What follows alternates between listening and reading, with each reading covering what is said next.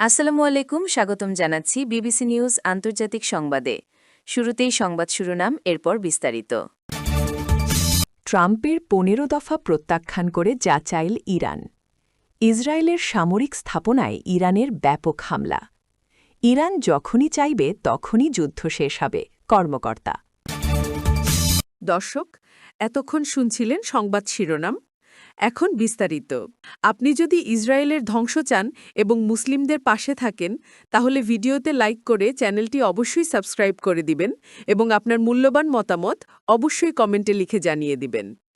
এখন বিস্তারিত। ট্রাম্পের ১৫ দফা প্রত্যাখ্যান করে যা চাইল ইরান। ইরানে আগ্রাসন বন্ধে মার্কিন প্রেসিডেন্ট ডোনাল্ড ট্রাম্পের দেওয়া ১৫ দফা আলোচনার প্রস্তাব প্রত্যাখ্যান করে নতুন দাবি জানিয়েছে তেহরান। আজ বুধবার ২৫ মার্চ তারা বলেছে, বিশ্ব জ্বালানি করিডর হুরমুজ প্রণালীর ওপর পূর্ণ নিয়ন্ত্রণ, সব নিষেধাজ্ঞা প্রত্যাহার, আগ্রাসনের ক্ষতিপূরণ, লেবাননে হামলা বন্ধ সহ বেশ কয়েকটি দাবি মেনে নিতে হবে কোনো শর্ত ছাড়াই। প্রেসিডেন্ট ট্রাম্প দাবি করেছিলেন যে ইরান তার শান্তি পরিকল্পনার প্রধান বিষয়গুলোতে, যেমন পারমাণবিক অস্ত্রের উচ্চাকাঙ্ক্ষা ত্যাগ করা, সম্মত হয়েছে। তবে তেহরানের রাষ্ট্রীয় গণমাধ্যম অনুযায়ী তারা মধ্যস্থকারীদের জানিয়েছে যে ট্রাম্পের পরিকল্পনা তাদের কাছে গ্রহণযোগ্য নয়। ইসরায়েলের সামরিক স্থাপনায় ইরানের ব্যাপক হামলা।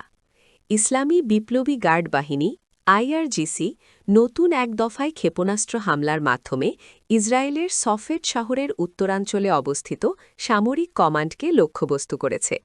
আইআরজিসি বুধবার ২৫ মার্চ ঘোষণা করেছে তারা অপারেশন ট্রু প্রমিস ৪ এর অধীনে আমেরিকান ও জায়নবাদী শত্রুদের বিরুদ্ধে ৮০তম ধাপের প্রতিশোধমূলক হামলা চালিয়েছে।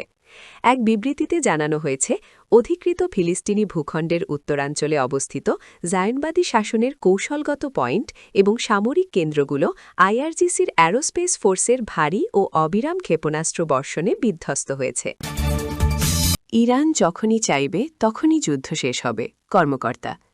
ইরানের রাষ্ট্রীয় টেলিভিশন এক ঊর্ধ্বতন কর্মকর্তার বারাত দিয়ে বুধবার ২৫ মার্চ জানিয়েছে যে যুদ্ধবন্ধে যুক্তরাষ্ট্রের প্রস্তাবিত একটি যুদ্ধবিরতি পরিকল্পনা প্রত্যাখ্যান করেছে তেহরান। প্রেস টিভির প্রতিবেদন অনুযায়ী ওই কর্মকর্তা বলেন, বর্তমান চাপিয়ে দেওয়া যুদ্ধবন্ধের লক্ষ্যে আমেরিকার দেওয়া একটি প্রস্তাবে নেতিবাচক সাড়া দিয়েছে ইরান। তিনি আরও যোগ করেন, এই যুদ্ধ তখনই শেষ হবে যখন ইরান তা শেষ করার সিদ্ধান্ত নেবে।